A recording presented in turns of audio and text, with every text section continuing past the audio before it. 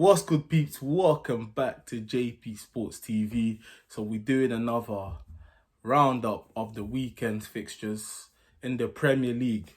So we started off with Everton 5, West Brom 2. West Brom started this game quite well. Put a lot of pressure. The left winger, I forgot his name, was causing a lot of problems. But yeah, after Everton just showed the quality, James Rodriguez was unbelievable again. Second game for him, and he also scored his first goal in the Premier League, man. It looks quite easy for him at the moment. Calvin Lewin scored a hat-trick. Everything he touched basically went in. Scoring goals off his shoulders, scoring tap-ins. But that's what you need when you're a striker. Just be in the right space and then finish it off. So right now, Everton looking like a great team in the league, man. I would say so far they've showed that they can definitely challenge for the top 6, 100%. If they continue the way they've started, then yeah, it could be a good battle, man. So next up, we have Leeds 4, Fulham 3. Fulham, again, horrendous defending, man. Horrendous defending. The only positive I have to talk about was regarding Fulham anyway, was that Frank Anguissa in the middle was very good. We know had a good season at Villarreal, but apart from that, it's just the same Fulham, isn't it? Just coming back to get whipped week in, week out. Leeds look very good going forward, like I said last week, and again they showed here, scored 4 goals. Again, the defense is going to be an issue for them because they're leaking a lot of goals. But against a Fulham team, they managed to outscore them. But we saw what happened with Liverpool the week before that. Liverpool just had more quality and scored more than them. But I feel like Leeds can do well, They might escape this relegation battle. I feel like they can definitely be a top 15, 14 team. But they just have to kind of tighten that defence. Fulham, I feel like we'll have another relegation battle. Moving on, Man United 1, Crystal Palace 3. Jesus Christ, mate. Man United, like, I've had Man United fans tell me, watch next season, watch the way we finish the season together. Bruno Fernandes has come, he lit up the team, everyone's positive. But, mate, what I saw was a team that got terrorised by Crystal Palace. Wilfried Zaha was causing too much problems. Man United's defence did not have an answer for him. And not even just that, the way that United played football was terrible, man.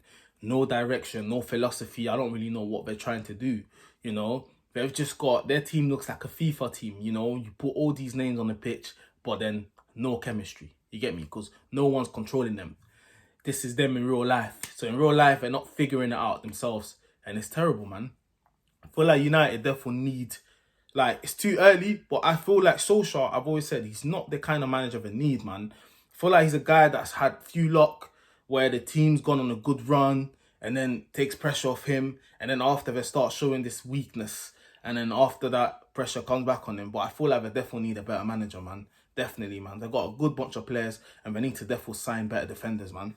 But Palace, I feel like Palace can finish top 12, 13, They could even challenge for that 10th spot if they continue playing the way they're playing. They know their strengths, they know their weakness. This is what you have to rate them for, you get me? And they allow their best players to express themselves. Zaha, another great performance against his old team. And then moving on, Arsenal 2, West Ham 1. Arsenal, we played great against Fulham last week, but this game started off terrible, man. West Ham had chances and they could have beat us. They definitely could have beat us. But at the end of the day, still got their 3 points, finished 2-1. Arteta changed the team around, I was a bit sceptical with that, but you have to rate him for the substitution, because when he took off Lacazette, I was like, what the hell? He's been one of our best players today. But then Nketiah came on and scored the winning goal. So ultimately, it was the right decision. But yeah, it's good. It's showing us our strengths and weakness. You get me? It showed us our strength against Fulham. It showed us our weakness against West Ham. But then again, it's probably a mentality thing. Players thought, yeah, West Ham not that good. We'll probably turn up, just play our football and win. But now they've seen that a lot of these Premier League teams have some sort of attacking talent, so you have to kind of be wary, man. But at least good 3 points. Tottenham 5, Southampton 2. Now, if you watch the first half, Southampton could have been ahead. But then Southampton as well, basic defending, You know that. How can a guy do same thing 4 times? Harry Kane over the top, Son goal. Like, how can a guy do the same thing 4 times? And we're talking about Premier League football. This is where these big managers get paid a big money. They need to identify the problems. You know, Southampton probably 4 years they can get at Tottenham, whatever. It's an open game. Let's just go like that and see who outscores who. But you can't be doing that. Tottenham still have some sort of quality. They've got a player like Son, they've got Harry Kane, and you saw it was just basic. Over the top, Son, goal. Over the top, Son, goal. But Southampton played really well. So it's quite upsetting that they lost 5-2. But this is how it goes. You get me? At the top level, you have to take your chances. And at the top level, you have to organise your team better. You know? As soon as you identify Kane done that twice, over the top to Son, you have to get your defence to come a bit back. You get me? You're playing a high line, allowing balls to go over the top, knowing someone as fast as Son is running past your defence. Shocking, bruv. But Spurs still not impressed of how they started the season, but it was an important 3 points for them. Takes off a lot of pressure from Jose Mourinho. Brighton 3, Newcastle 0. Again, Newcastle, I feel like will therefore have a relegation battle. Same with Brighton. No, I feel like Brighton, quality just above Newcastle, you know. And 3-0 showed that they're a better side than Newcastle. Newcastle got a lot of problems to address, man. The whole ownership team's gone down to waste. Like, I don't know, man. That club is meant to be a big club, but the way that it's being run, it's like a bloody semi-pro club, man. But yeah, terrible home defeat to Brighton. Liverpool 2, Chelsea 0. Liverpool, I won't say were excellent, but there was a lot of hype with all the signings that Chelsea did. Okay, not a lot of their signings didn't play, but still, there's still a lot of hype around Chelsea. And Chelsea were expected to at least make the score comfortable. But then again, Chelsea missed a penalty, which could have made the game more difficult. But in the end, Liverpool ended up winning. Now, I feel like Liverpool are not the same Liverpool as last season. So far, anyways, they're showing us a lot of weakness, you know. You can kind of get at Liverpool. It's something that Klopp probably will address. But I just feel like right now, it's not that invincible Liverpool that we saw for the majority of last season, where like everyone thought they would go unbeaten. You know, something needs to change. I don't know if the players are just too comfortable. They've been winning 2 years in a row. They've won big trophies. I don't know what it is. But Thiago, a great signing for them. And like I said last week, this is a guy that will definitely make them more composed. Yeah, he gave away the penalty, but was untouchable. When he came on, never lost the ball. Like, all the passes were there. You can see just the quality that this guy has, man. And he's definitely going to make Liverpool more stronger when it comes to, like, dominating with the ball and things like that. But they just need to be a bit better, more defensively. Chelsea as well, we'll see when all the signings play. So, just hold judgment for them. Leicester 4, Burnley 2. Leicester, again, very exciting team. And I've said Brendan Rodgers needs more respect, you know. People, if he was a Spanish manager, people will be bragging about him. But because he's not Spanish and he's trying to do things like the Spanish, people are kind of looking past him. He's got good tactical awareness.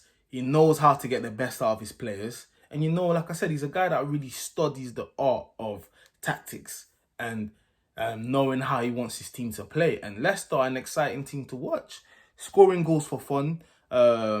Again, I feel like Leicester will definitely be top 10 team at least, minimum. But I feel like they could definitely challenge for that top 7 spot, man. They've got a good team there and a good bunch of players who understand the philosophy and understand each other. And they've got a threat always going forward. Burnley, I expect them to be 15 and fighting relegation. And that side, Aston Villa 1, Sheffield United 0. Villa, important points for them. Yeah, because last season they just escaped relegation. Obviously big signing for them. Jack Grealish agreeing the free to extend his contract, and of course Martinez, my goalkeeper. You get me? That I miss. That I would have preferred stayed at Arsenal. Saved them, saving that penalty. You know, they've improved by having a great goalkeeper in goal. So that will give them more. What's the word? It'll make them more comfortable when they're playing now, you know, knowing that they've got a keeper that's got good hands, that can save shots, and that can command from the back. And it's a really big signing for them, man. And it showed, like, he helped them get the 3 points. So I feel like Villa Still gonna be kind of relegation kind of level, but I feel like it won't be as tight as last season. I feel like they might escape it with further more points. And then the last game of the weekend was Wolves versus Man City. And again, Man City started the game very comfortable, dominating. Sterling was causing problems earlier on. Jesus was giving them problems with his movement. You know, Man City was doing their thing, scored the goal. Went 2-0 up, penalty. And then, yeah, Wolves obviously put a bit of pressure, came back, pulled one back. Man City killed off the game with the third goal. Man City this season are definitely gonna, for me, I feel like they're favourites anyways. Because when I watch Man City, it's just, they dominate so much. Like, they have more chances than any team that they play against. They create more chances, and then they've got dangerous players. I feel like it'll be Liverpool and Man City that will be fighting it out for the top two, but I do feel like Man City this season will have that revenge. But I do feel they still need to sign one more centre-back. They definitely need to sign. They need to get that Koulibaly deal over the line. If they do, then I think it's guaranteed that they'll finish top, man. Because that will be the difference between Man City and Liverpool this season. Who concedes less. But the reason why I say Man City will win is just that I feel like Man City always play the same football. They dominate every team they play against. It's just that sometimes they're unlucky, they don't take the chances. And sometimes the defence as well just does a madness. But apart from that, I feel like City will definitely be challenging for that title, man. And so yeah, that was a good second round of fixtures. So far we've seen the quality of the top teams. So far anyways, apart from Man United, who still, yeah, obviously it was their first game and first defeat straight away. But I feel like it will be a very exciting season ahead, man. So let's stay tuned for the next round of fixtures. Please, if you're new, comment, like, and subscribe. Thank you.